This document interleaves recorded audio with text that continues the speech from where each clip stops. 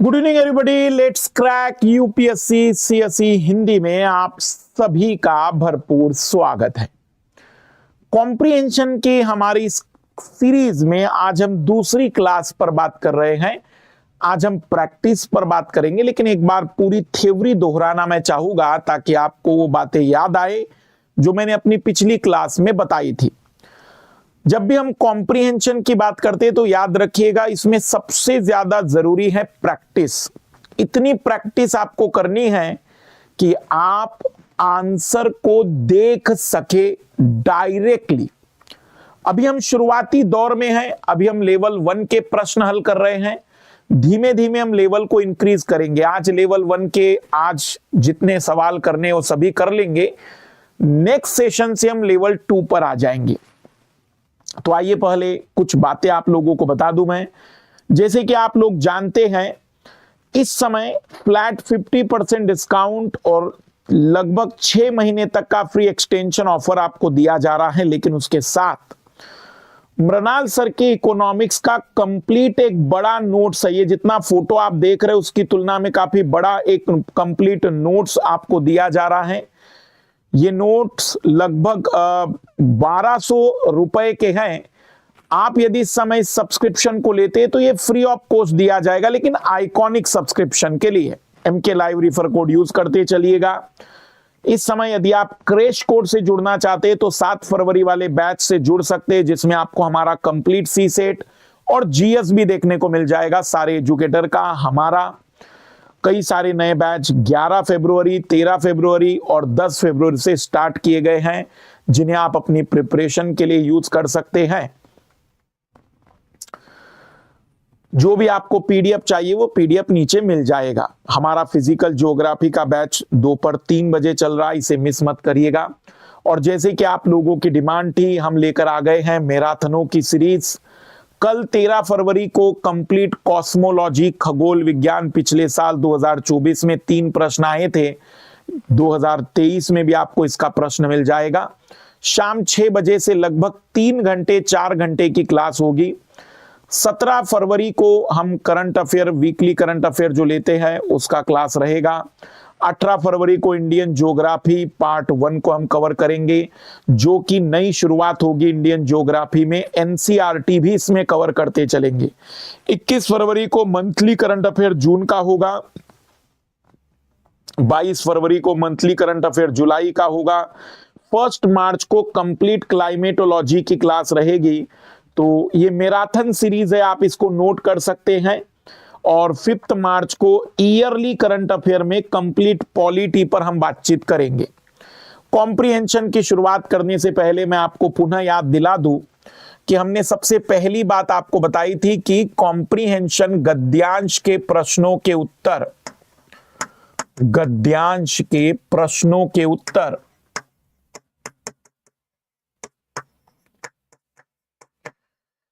केवल और केवल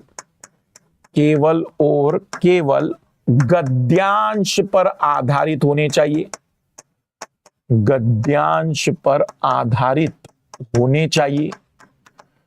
कॉम्प्रिहेंशन के answer should be based only and only comprehension, comprehension पर बेस्ड होने चाहिए। दूसरा, जब भी आपको एक्सट्रीम शब्द मिलते हैं जैसे कि ओनली, सभी, ऑल, हमेशा, एकमात्र, तो ऑप्शन अंडरलाइन करेंगे ऑप्शंस में इन्हें, और वो लगभग 99% पॉसिबिलिटी होती है कि ऐसे ऑप्शन गलत होते हैं। कॉम्प्रिहेंशन की पढ़ते समय रफ्तार कम रखनी है, रफ्तार कम रखनी है, और ये समझना है कि कॉम्प्रिहेंशन हम पढ़ नहीं रहे बल्कि कोई हमें बता रहा है, कोई हमें बता रहा है, ये मेंटालिटी रखनी है। कॉम्प्रिहेंशन में डिडक्टिव मेथड को यूज करना है। डिडक्टिव मेथड का मतलब होता है हम 3 ऑप्शनों को गलत साबित करेंगे तभी जाकर चौथे ऑप्शन को हम सही मानेंगे। जब आपके सामने निष्कर्ष पूछा जाए या परिणाम पूछा जाए, कंक्लूजन, इन्फेरेंस या कोरोलरी, उपनिगमन पूछा जाए, तो कोई ऐसी बात आपको निकालनी है जिसमें आप गारंटी के साथ बातें कर सके, जिसमें आप पूरी श्योरिटी के साथ बातों को पेश कर सके। कोई भी श्योरिटी के साथ कही गई बात को हम ये कहेंगे। संदेश का मतलब होता है कि लेखक आखिर कहना क्या चाहता है, कौन सी सीख सिखाना चाहता है, क्या एक प्रकार से वो हमें किस दिशा की ओर या किस बात की समस्या का समाधान बताना चाहता है, कि समस्या का समाधान क्या होगा, वो उसका संदेश हो सकता है। शीर्षक जब भी पूछा जाए तो वह आपको पंक्तियों के प्रारंभिक पंक्तियों में मिलेगा। कॉम्प्रिहेंशन के ये लगभग अंतिम पंक्तियों में मिलता है। और सेंट्रल पॉइंट जो भी होता है जिसकी सबसे ज्यादा पुनरावृत्ति होती है, हम उसे सेंट्रल पॉइंट कहते हैं। इसके अलावा मैंने कई सारी कुछ छोटी छोटी बातें आपके साथ डिस्कस की थी। पिछली क्लास को आप लोगों ने बहुत पसंद किया है। लगभग 5 दिनों में 30,000 उस क्लास को देखा गया है, 30,000 बार। हम इसी सीरीज में, अगर आपने पहली क्लास नहीं देखी तो मैं कहूंगा कि पहली क्लास को पहले देखिएगा, क्योंकि इसी से आपको पता चलेगा कि वास्तविक रूप में हमें प्रश्नों के आंसर कैसे निकालने हैं। अब हम सवालों को हल कर रहे हैं। जितना हो सके मैं जो पढ़ रहा हूं उस पढ़ने के तरीके को सीखना है कि रीडिंग कैसे करते हैं। अंडरस्टैंडिंग डेवलप करने के लिए रफ्तार थोड़ी सी धीमे और सुनना है ज्यादा ध्यान से कि कहना क्या चाह रहा है लेखक। और सबसे ज्यादा जरूरी, जब हम ऑप्शन को पढ़ेंगे तो एक्सट्रीम वर्ड पर आपका हमेशा ध्यान होना चाहिए। तो बिल्कुल 0 से शुरुआत कर रहे हैं आज की कक्षा का, और जितना हो सके मेरी रिक्वेस्ट रहेगी कि आप कॉपी पेन बिल्कुल साथ में रखिएगा। अगर कॉपी पेन साइड में नहीं रख सकते हैं तो एटलीस्ट कोई और चीज मत देखिएगा। मुझे पता है कि मैच भी देख रहे होंगे कुछ लोग, तो बंद रख लीजिए उसे और पूरा फोकस्ड करिए। नहीं तो बंद कर दीजिए तैयारी। ये सब तैयारी और ये हवाबाजी सब किसी काम की नहीं है अगर फोकस्ड होकर आप प्रिपरेशन नहीं कर सकते हैं। क्लास तभी देखिएगा ये वाली जब आप बिल्कुल 100% आपका मेरे इस स्क्रीन पर दे सकते हैं। पहला कॉम्प्रिहेंशन हम पढ़ने जा रहे हैं, थोड़ा कठिन और फिर धीमे धीमे इसी पैटर्न पर हम आगे बढ़ते जाएंगे। जलवायु परिवर्तन के कारण फसलों की उपज में रुकावट और कीमतों में वृद्धि होने की वजह से पूरे विश्व में बहुत सारे लोग पहले से ही भुखमरी का शिकार हैं। और जलवायु परिवर्तन के कारण केवल खाद्य ही नहीं बल्कि पोषक तत्व भी अपर्याप्त होते जा रहे हैं। शुरुआत की पंक्तियों में लेखक ने जलवायु परिवर्तन के कारण किस प्रकार से उत्पादन कम होगा, उससे किस प्रकार से कीमतें बढ़ेगी, और जो ऑलरेडी भुखमरी का शिकार है उनको तो समस्या आएगी, लेकिन केवल खाद्यान्न की बात नहीं है, उसमें न्यूट्रिएंट भी कम होंगे। जैसे जैसे फसलों की उपज और जीविका पर खतरे की स्थिति बन रही है, सबसे गरीब समुदायों को ही भुखमरी और कुपोषण के बढ़ने के समेत जलवायु परिवर्तन के सबसे बुरे प्रभावों से ग्रस्त होना पड़ेगा। अगले पॉइंट में राइटर ये कह रहा है कि जलवायु परिवर्तन का सबसे बुरा प्रभाव अगर किसी पर पड़ेगा तो वो गरीबों पर पड़ेगा। दूसरी ओर गरीबी जलवायु परिवर्तन की कारक है, भयानक बात। फिर वो कहता है कि लेकिन इसका एक दूसरा पहलू ये है कि जो गरीबी होगी वो जलवायु परिवर्तन को उत्पन्न करेगी। On the other hand poverty is a factor in climate change, क्योंकि निराशोन्मत समुदाय, दुखी समुदाय, अपने आप अपने गरीबी से कहिए, अपने पिछड़ेपन से दुखी समुदाय अपनी वर्तमान आवश्यकताओं को पूरा करने के लिए संसाधनों के अधारणीय उपयोग का आश्रय लेते हैं।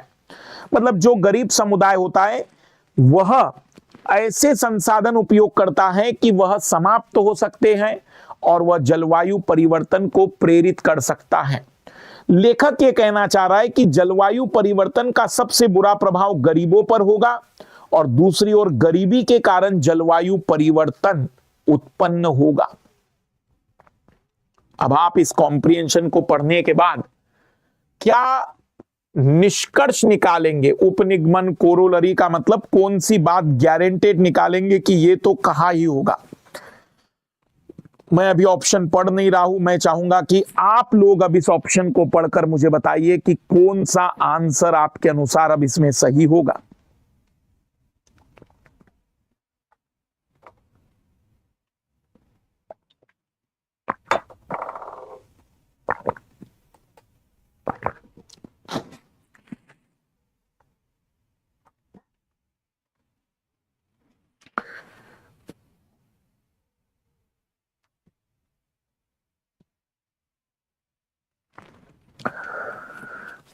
हमेशा ही गद्यांश के प्रश्नों के उत्तर हमें गद्यांश पर आधारित देने चाहिए, यह बात ध्यान रखनी है। सरकार को गरीबी उन्मूलन कार्यक्रमों के लिए अधिक पैसों का आवंटन करना चाहिए और निर्धन समुदायों को दिए जाने वाले सब्सिडी में वृद्धि करनी चाहिए। देखो, पूरा कॉम्प्रिहेंशन इस बात पर निर्भर करता है कि गरीबी और जलवायु एक दूसरे पर कैसे प्रभाव डाल रहे हैं। सरकार ने सब्सिडी देनी चाहिए, सरकार ने गरीबी उन्मूलन कार्यक्रम लाने चाहिए, यह बात बिल्कुल सही हो सकती है, लेकिन मेरे कॉम्प्रिहेंशन में वो लिखे ही नहीं है, इसलिए मैं कॉम्प्रिहेंशन के आधार पर इस बात को नकार सकता हूं कि महोदय ये तो बिल्कुल भी नहीं हो सकता, क्योंकि मेरे कॉम्प्रिहेंशन में सरकार को क्या करना चाहिए इसका तो कहीं जिक्र ही नहीं है। कॉम्प्रिहेंशन केवल इस विषय पर सीमित है कि जलवायु परिवर्तन कैसे गरीबी को प्रभावित करेगी और गरीबी कैसे जलवायु परिवर्तन पर प्रभाव डालती है। निर्धनता और जलवायु के प्रभाव एक दूसरे को बढ़ावा देते, क्या बात है, बहुत ही खूबसूरत, सोचना ही नहीं है, वह लेखक यही बात बताना चाह रहा है। खाद्य प्रणालियों पर चर्चाएं की है उसने कि हम जब जलवायु परिवर्तन की देखते हैं बातचीत तो केवल खाद्य ही नहीं, पोषक तत्व भी कम हो जाते हैं। विश्व के सभी देश गरीबी और कुपोषण से लड़ने के लिए एकजुट होने चाहिए। सभी देशों ने क्या करना चाहिए, क्या नहीं करना चाहिए, ये लेखक बताने को तैयार ही नहीं है। वो ये बताने को तैयार ही नहीं कि सभी देशों ने क्या करना चाहिए। हमें तुरंत अधारणीय कृषि पद्धतियों को बंद कर देना चाहिए। लेखक ने अधारणीय कृषि पद्धतियां नहीं बल्कि संसाधन के अधारणीय अनसस्टेनेबल उपयोग की बात कही है। अधारणीय संसाधन का मतलब हुआ कि किसी एक संसाधन को बहुत उपयोग कर लेना, जैसे पानी का बहुत ज्यादा उपयोग कर लेना, जैसे कोई खनिज का बहुत ज्यादा उपयोग कर लेना, पर उसने कहीं पर भी अनसस्टेनेबल कृषि पद्धतियों का जिक्र नहीं किया है। ये कंफ्यूजन क्रिएट कर सकता है क्योंकि लोगों को लगेगा कि अनसस्टेनेबल शब्द तो दिया है, लेकिन वो ये कह रहा था कि इसके कारण संसाधनों का अधारणीय उपयोग होता है। उसने कहीं पर भी असस्टेनेबल एग्रीकल्चर का जिक्र नहीं किया है और वो तो ऐसा बोल भी नहीं रहा है, बल्कि वो कह रहा है कि जलवायु और गरीबी कैसे एक दूसरे को प्रभावित करती है। हमेशा ही आप अपने प्रश्न का उत्तर जब दे तो आपके गद्यांश के शब्द आपके दिमाग में रहने चाहिए। इस रफ्तार से गद्यांश को पढ़िए। तो महोदय इसका आंसर आएगा केवल और केवल 20 के अलावा कुछ भी नहीं। हम लेवल 1 हल कर रहे हैं। देखो लेवल 1 में यदि आपके 95 या 90% सवाल सही नहीं हुए तो तब तक आप मेरे लेवल 2 के सवाल हल मत करना, इस क्लास को दोबारा देखना ताकि आपको 95% क्वेश्चनों के आंसर दिखने चाहिए। पुनः पढ़ रहा हूं मैं, बहुत बड़ी संख्या में ऐसे भारतीय नागरिक ग्रामीण क्षेत्र में रहते हैं जिनके बैंक खाते नहीं हैं। ये वित्तीय और फंक्शनल रूप से अशिक्षित हैं। मतलब हमारे देश में ऐसे बहुत से लोग आज भी गांवों में रहते हैं जिनके पास कोई बैंक खाता नहीं और इनके पास कोई फाइनेंशियल नॉलेज नहीं है कि कैसे अपने पैसों को उपयोग किया जाए, कैसे बचाया जाए, कैसे पैसा से पैसा कमाया जाए। और प्रौद्योगिकी के साथ इनका अनुभव नगण्य है। टेक्नोलॉजी के साथ इसका जो एक्सपीरियंस है, उन लोगों का जो एक्सपीरियंस है वो और भी बिल्कुल नेग्लिजिबल है। एक विशेष क्षेत्र में जहां महात्मा गांधी राष्ट्रीय ग्रामीण रोजगार गारंटी योजना मनरेगा के अंतर्गत इलेक्ट्रॉनिक भुगतान के रूप में मजदूरी सीधे निर्धनों को दी जानी होती है, एक रिसर्च अध्ययन किया गया। एक जगह पर जहां पर कि मनरेगा योजना के तहत डायरेक्टली डिजिटल रूप से ही वे अकाउंट में पैसा चला जाता है, वहां एक रिसर्च किया गया। वहां पाया गया कि मजदूरी प्राप्त करने वाले प्राय मान लेते हैं कि इस प्रक्रिया में गांव के नेता के मध्यस्थता की आवश्यकता है। मतलब यहां ये मान लेते हैं कि कहीं पर भी गांव के लोग, इनको लगता है कि मजदूरी भले ही खाते में आ रही है लेकिन वो तभी बैंक से उनके पास आएगी जब वो कोई गांव के नेता को ले जाएंगे, जैसे पहले कागजों पर आधारित व्यवस्था में होता था। इस रिसर्च अध्ययन के अंतर्गत कम से कम एक बैंक खाता रखने का दावा करने वाले परिवारों में से 1/3 से अधिक परिवारों ने बताया, कम से कम एक बैंक खाता रखने वाले का दावा करने वाले परिवारों में से 1/3, मतलब जिन लोगों के पास बैंक खाते उनकी बात कर रहे हैं हम, उनमें से 33% लोगों ने बताया कि वे अभी भी मनरेगा की मजदूरी नगद रूप में सीधे गांव के नेता से प्राप्त कर रहे हैं। मतलब इमेजिन करिए कि उनके पास खाता है, उनके पास पैसा डिजिटली पहुंच भी रहा है, लेकिन वह आज भी मध्यस्थ के रूप में नेता को ले जा रहे हैं और तब जाकर वह अपने मजदूरी का पैसा प्राप्त कर रहे हैं। क्या कहेंगे आप? जब सरकार ने यह पूरा कार्यक्रम किया तो यह सोच कर किया होगा कि शायद जनता अब इसके बाद सुधरेगी और उन्हें जो मध्यस्थ थे, जो नेता थे, उनके जो भ्रष्टाचार होते थे उनसे बचने का मौका मिल जाएगा। लेकिन रिसर्च ये कह रही है कि वे लोग अभी भी वही प्रक्रिया दोहरा रहे हैं जिनसे मुक्ति के लिए उन्हें डायरेक्ट बेनिफिट या डिजिटल रूप से अकाउंट जोड़े गए या फिर अकाउंट उनके खोले गए थे। क्या कहेंगे इस कॉम्प्रिहेंशन को पढ़ने के बाद? लेखक क्या संदेश देना चाहता है? मतलब लेखक क्या इशारा कर रहा है, किस प्रकार के समस्या के समाधान के लिए आपको सजेशन दे रहा है, लेखक क्या बताना चाहता है इस पूरी कहानी में। जैसे कोई आपके सामने ये बात रखता और वो कहता कि हमारे देश में सरकार ने इतना कुछ किया लेकिन लोग सुधरने को तैयार नहीं है, तो आप ऐसी सिचुएशन में क्या बताना चाहेंगे, क्या संदेश देना चाहेंगे? पहले मैं आपको मौका दे रहा हूं, आप बताइए कि कौन सा विकल्प इसमें सही होगा। बिना अभी समझाए आप आंसर निकालने की कोशिश करिए और फिर मैं आपको आंसर बताता हूं।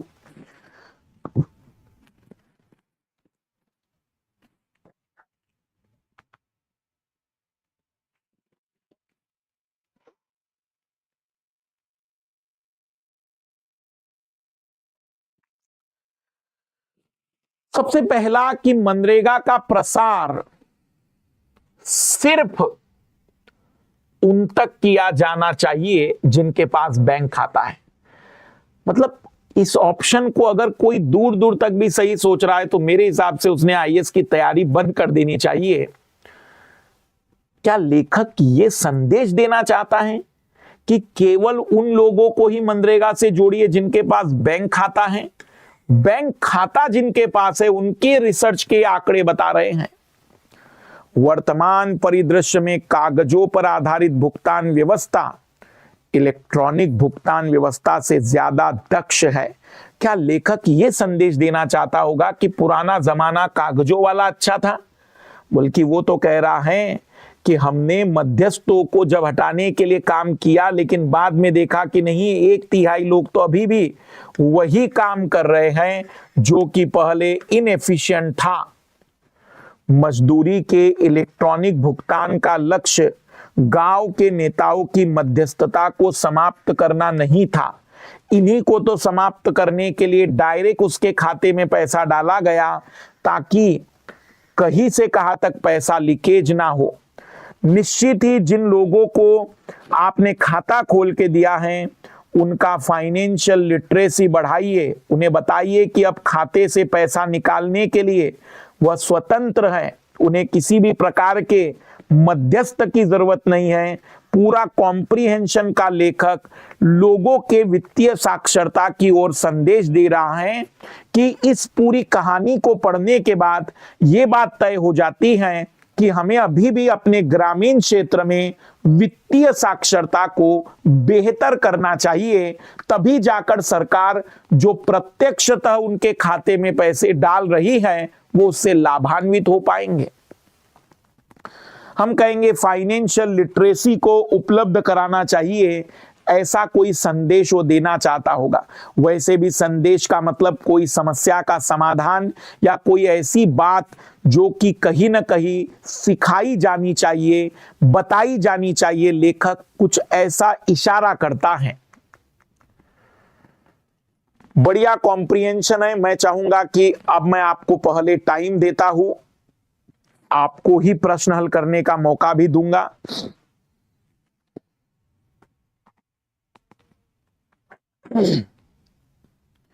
नेक्स्ट क्लास में मैं यहां स्टॉप वॉच इस बोर्ड पर ही लगा दूंगा ताकि आपको पता रहे।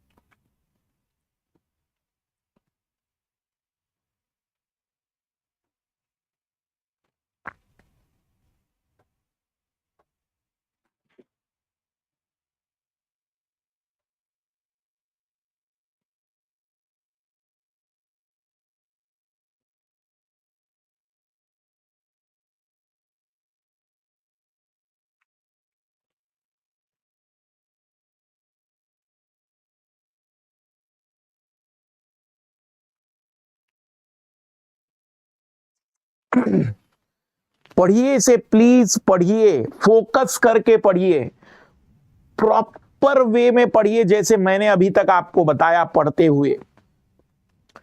ये लर्निंग फेज है।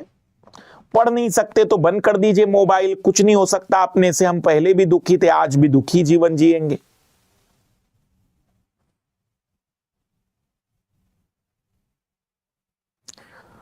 प्रश्न का उत्तर भी निकालिए और फिर मैं हल करके देता हूं इस पूरे कॉम्प्रिहेंशन को। एक नया तरीका ये भी देख लेते हैं।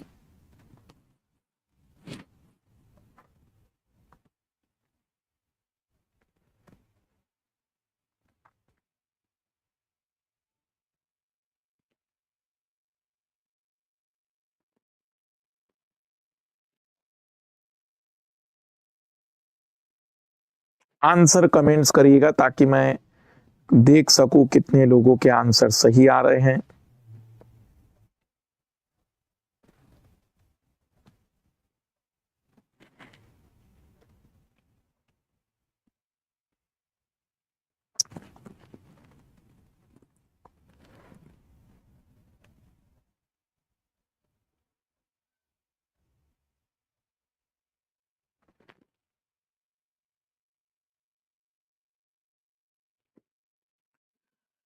आइए देख लेते हैं क्या आंसर आ सकता है।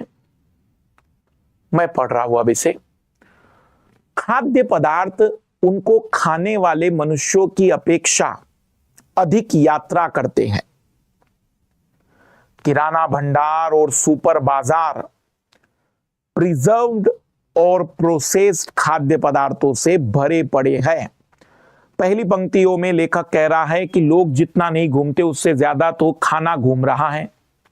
आज के जमाने में आप किसी भी किराने की दुकान पे चले जाइए या जो भी सुपरमार्केट होते हैं जहां पर लोग अपने हाथ से सामान लेते हैं, आपको पैकेज फूड मिल जाएगा। फिर वो चिप्स के पैकेज हो सकते हैं, वह बिस्किट हो सकते हैं, वो ब्रेड हो सकता है, वह किसी भी प्रकार का प्रोसेस फूड हो सकता है। आज के ज़माने में जैसे हम बात करें 2 मिनट में मैगी वाली बातचीत है, तो 2 मिनट में अब कई सारी चीजें आ चुकी हैं, तो पूरा मार्केट भरा पड़ा है। तथापि प्राय उससे पर्यावरणीय खतरे भी बढ़ते हैं। लेखक आगे कह रहा है कि लेकिन इन तरीके के से इससे पर्यावरण को रिस्क होता है। हमने कहा कैसे? जैसे लंबी दूरी तक खाद्य पदार्थों के परिवहन से होने वाला प्रदूषण और प्रोसेसिंग और परिवहन के दौरान खाद्य पदार्थ का व्यर्थ जाना, वर्षा प्रचुर वनों का विनाश, वर्षा प्रचुर वन कागज की पैकेजिंग, कई पैकेजिंग में लगता है, पोषक अंश में कमी, प्रोसेसिंग, परिरक्षण और पैकेजिंग की बढ़ी हुई मांग। मतलब वो कह रहा है कि इससे पर्यावरण को नुकसान पहुंचता है, प्रदूषण भी उत्पन्न होता है, पैकेजिंग के लिए ज्यादा सामान की जरूरत पड़ती है जो कि कहीं ना कहीं वनों का उत्पाद होता है, और पोषक अंश में भी कमी आती है। जो न्यूट्रिएंट पहले अच्छा था उसमें न्यूट्रिएंट की मात्रा कम हो जाती है। फूड इनसिक्योरिटी, खाद्य असुरक्षा भी बढ़ जाती है क्योंकि ये उत्पाद उन क्षेत्रों से आते हैं जो अपनी जनसंख्या को उपयुक्त खाद्य पदार्थ नहीं खिला पाते। और लेखक ये भी कहता है कि कई बार ये उन जगहों से भी आ रहे हैं जहां उन लोगों को वह खाद्य उत्पाद पर्याप्त नहीं मिल रहा है और लोग इसलिए बेच रहे हैं क्योंकि कीमत शायद ज्यादा मिलती होगी। जैसे एक बड़ा उदाहरण हम कह सकते हैं कि किसी जगह पर चावल का उत्पादन हो रहा है लेकिन वहां के लोग भुखमरी से पीड़ित हैं क्योंकि वहीं पर चावल की बिक्री ना होकर वो मार्केट में कहीं और जगह बिक रहा होगा क्योंकि वहां के चावल की डिमांड हो सकती है। तो कहने का अभिप्राय यह है कि इस प्रकार के प्रोसेसिंग फूड से भरे पड़े वाली बात के बाद लेखक आलोचक हैं, लेखक बुराई कर रहा है और बता रहा है कि इस पैकेजिंग फूड के क्या क्या नुकसान पर्यावरण को झेलने पड़ते हैं, लोगों को झेलने पड़ते हैं। लेखक की इस बात को समझने के बाद आप क्या कहेंगे कि कौन सी बातें ऐसी है जो कॉम्प्रिहेंशन पर आधारित है? क्षेत्रीय रूप से उगाए गए खाद्य पदार्थों का उपभोग करना और लंबी यात्रा से लाए गए खाद्य पदार्थ पर निर्भर न होना पर्यावरण अनुकूल व्यवहार का एक उदाहरण है। बिल्कुल हम कहेंगे कि ऐसा होगा कि अगर कोई व्यक्ति लोकल सामान का उपयोग ज्यादा करेगा और वो लंबी दूरी से आई चीजों को नहीं निर्भर रहेगा तो पैकेजिंग और प्रदूषण का प्रॉब्लम नहीं होगा। ऐसा होगा तो वही का माल वही पर जब यूटिलाइज हो जाएगा तो कहीं ना कहीं पोषक तत्व भी पर्याप्त रहेंगे, प्रदूषण पर भी असर पड़ेगा कि कम प्रदूषण होगा, तो हम कहेंगे कि वह पर्यावरण अनुकूल जैसा काम करेंगे। खाद्य प्रसंस्करण उद्योग हमारे प्राकृतिक संसाधनों पर बोझ डालता है, बिल्कुल, क्योंकि उसके कारण वर्षा वनों की जरूरत पड़ती है, न्यूट्रिएंट की मात्रा कम होने के कारण ज्यादा मात्रा में कंजम्पशन करना पड़ेगा। जो न्यूट्रिएंट पहले टमाटर में थे वो टमाटर के सॉस में तो बिल्कुल भी नहीं हो सकता है, तो उस न्यूट्रिएंट की पूर्ति के लिए हमें ज्यादा टोमेटो सॉस खाना पड़ेगा या फिर हमें कहीं ना कहीं दूसरी जगह से उसको प्राप्त करवाना पड़ेगा। इसलिए जितना हो सके हम खाद्य प्रसंस्करण उद्योग हमारे प्राकृतिक संसाधनों पर बोझिल हैं, बोझ डालते हैं, वो लेखक उसके पूरे नेगेटिव पॉइंट के रूप में बताना चाहता है। हम कहेंगे कि जी महोदय, इसका आंसर होगा कि दोनों के दोनों जो कंक्लूजन या दोनों की दोनों जो बातें हैं वो लेखक ने अपने कॉम्प्रिहेंशन में दी है। बहुत से आंसर सी थे। बहुत बढ़िया बेटा, थोड़ा कठिन कॉम्प्रिहेंशन है, प्रयास करिएगा, कॉम्प्रिहेंशन पढ़ने की आदत डालिए प्लीज।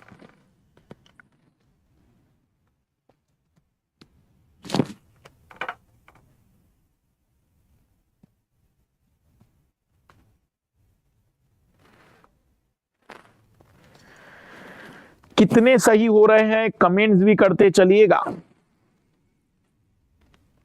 क्योंकि कितने सही हो रहे हैं इसी से पता चलेगा कि आप कितने सिंसियर होकर कर रहे हैं चीजों को।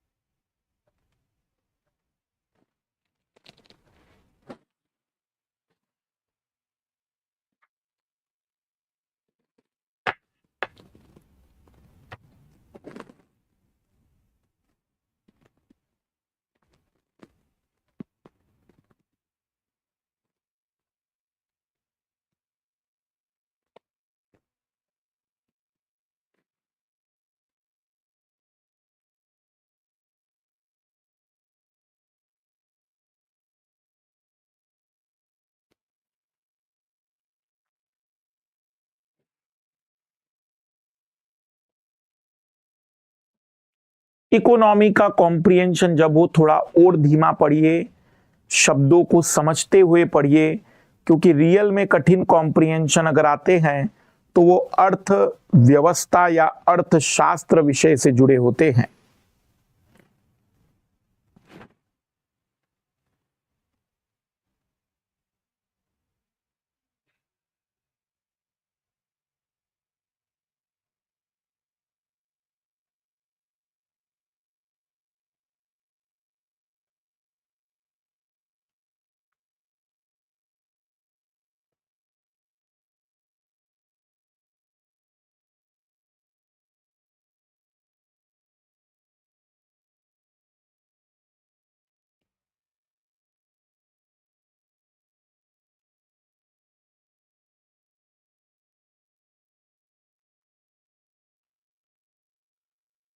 क्या निष्कर्ष निकाला जा सकता है, इनफेरेंस मतलब क्या परिणाम निकाला जा सकता है इस कॉम्प्रिहेंशन को पढ़ के? कौन सी बात आप दावे के साथ कह सकते हैं?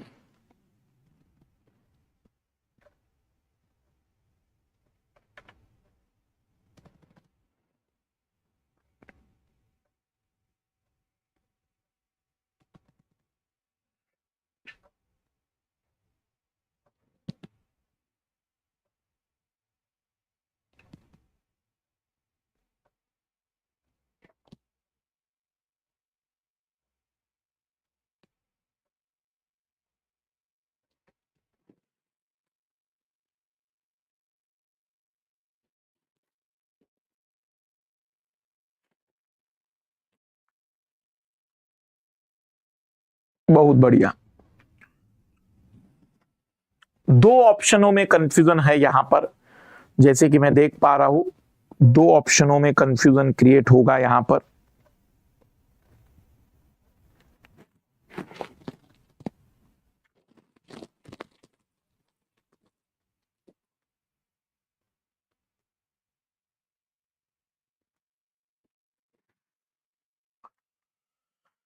विश्व वित्तीय स्थिरता report, global financial stability report ने पाया है, मतलब एक रिपोर्ट है, रिपोर्ट का नाम है ग्लोबल फाइनेंशियल विश्व वित्तीय स्थिरता रिपोर्ट, कि उन्नत अर्थव्यवस्थाओं से, उन्नत मतलब जो डेवलप्ड अर्थव्यवस्थाएं हैं जैसे अमेरिका, ब्रिटेन, उभरती हुई अर्थव्यवस्थाओं को, डेवलपिंग इकोनॉमी जैसे भारत, ब्राजील, दक्षिण अफ्रीका, अर्थव्यवस्थाओं के कुल ऋण और इक्विटी निवेशों में किया गया पोर्टफोलियो निवेश का अंश पिछले दशक में दुगना होकर 12% तक हो गया है। मैं बता देता हूं इसका मतलब क्या है। अमीर देशों की अर्थव्यवस्थाओं से जो विकासशील अर्थव्यवस्थाओं में कर्जे आते हैं या उनके शेयर मार्केट में जो निवेश किया जाता है, इक्विटी मतलब उनके शेयर मार्केट में जो निवेश किया जाता है, पिछले 10 वर्षों में डबल होकर अब 12% तक हो गया है। मतलब पिछले 10 वर्षों में अमीर देशों के यहां से बड़ी संख्या में गरीब और विकासशील देशों के शेयरों में खरीदारी की जा रही है, ऐसा हो रहा है। इस घटना के भारतीय नीति निर्माता पर प्रभाव संभावित है। अब जब ये हुआ है तो हमारे भारतीय अर्थव्यवस्था की पॉलिसी बनाने वाले लोग तो सोचेंगे ना, क्योंकि ऋण और इक्विटी बाजार में विदेशी पोर्टफोलियो निवेश बढ़ता रहा है। इस घटना को आशंका भी बताया जा रहा है। अब एक डर बताया जा रहा है कि देखो इससे एक समस्या ये भी हो सकती है, मतलब इस पूरी घटना का दूसरा पहलू, कि यूनाइटेड स्टेट मतलब अमेरिका की जो फेडरल रिजर्व बैंक है, जो वहां की फेडरल रिजर्व बैंक, जैसे हमारे यहां पर आरबीआई, वैसी वहां की फेडरल रिजर्व बैंक है, मात्रात्मक ढील क्वांटिटेटिव ईजिंग नीति में आसन्न उत्क्रमण होने की दशा में, मतलब वहां की जो बैंक ने एक ढील दी थी, ये बात कब की है, 2011-12 के जमाने की है। उस समय अमेरिका में मंदी से लड़ने के लिए फेडरल रिजर्व बैंक ने बहुत सारे उपाय किए थे, ब्याज दरों को घटा दिया था, बहुत सारा पैसा कम ब्याज दरों पर देने के विकल्प दिए थे, ताकि लोग ज्यादा से ज्यादा निवेश कर सके, उधार ले सके। अब जिस दिन वो ढील वापस ली जाएगी, ऑब्वियसली जिन भी अमीर देशों ने खास करके अमेरिका के अमीर नागरिकों ने जो निवेश किया था, अब उन्हें दिखेगा कि ब्याज बढ़ रहा है, तो हो सकता है कि वह भारत और बाकी विकासशील देशों से अपना शेयर मार्केट में किया गया निवेश वापस लेकर आ जाएंगे। अब जब वो वापस लेकर आएंगे तो हो सकता है एक श्रृंखलाबद्ध प्रतिक्रिया के रूप में पूरे विश्व की वित्तीय स्थिरता रिस्क में आ सकती है, खतरे में आ सकती है। मतलब विश्व की वित्तीय स्थिरता खतरे में पड़ सकती है, क्योंकि विकासशील देशों से जो लगातार पैसा बाहर निकलेगा वह उनकी अर्थव्यवस्था में झटके पैदा करेगा। अब देखो, इस कॉम्प्रिहेंशन को हल करने का मकसद ये है कि ऐसा कॉम्प्रिहेंशन अगर आपके लाइफ में आए और आप उसके शब्दों को समझ नहीं पा रहे हो, मैं जानता हूं कई लोगों को ये शब्द समझ में नहीं आए होंगे, तो स्किप कर दीजिएगा। कॉम्प्रिहेंशन की भाषा यदि आपके समझ में नहीं आ रही है तो आपने कॉम्प्रिहेंशन हल नहीं करना चाहिए। अब क्योंकि इसमें 2-3 बातें बहुत क्लियर होनी चाहिए।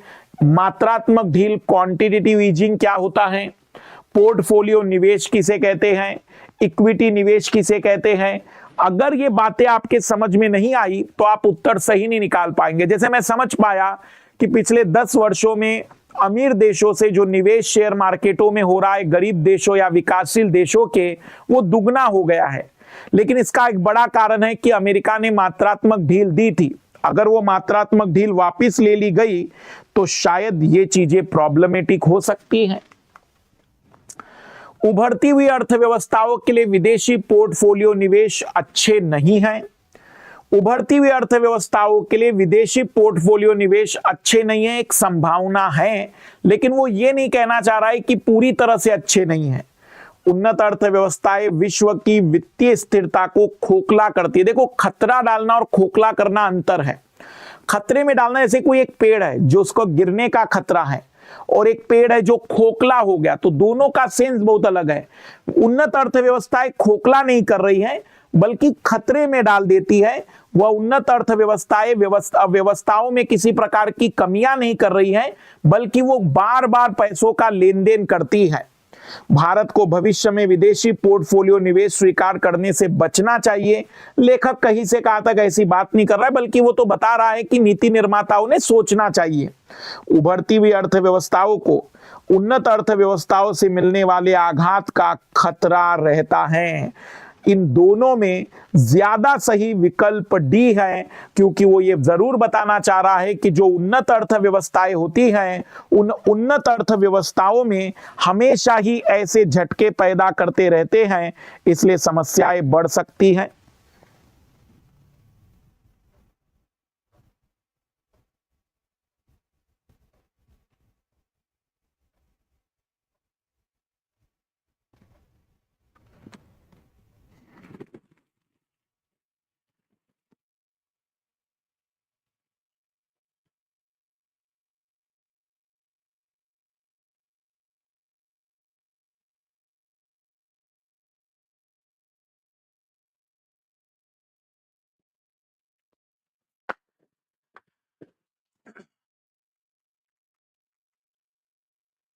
आज हम इस क्लास को यहां रोक रहे हैं क्योंकि यूपीएससी ने एक महत्वपूर्ण सूचना प्रसारित की है, खास करके फॉर्म भरने से जुड़ी हुई। अभी जस्ट आया है, मैं उसको रीड कर लेता हूं और फिर हम पुनः क्लास ले लेंगे। इसको हुआ तो मैं फ्राइडे के दिन इसकी क्लास रख लूंगा। देख लेते हैं कि क्या यूपीएससी ने नया नोटिफिकेशन दिया है। जस्ट मेरे पास अभी मैसेज आया है। ठीक है, नेक्स्ट क्लास में हम देखेंगे इसके आगे की बातचीत। बाय।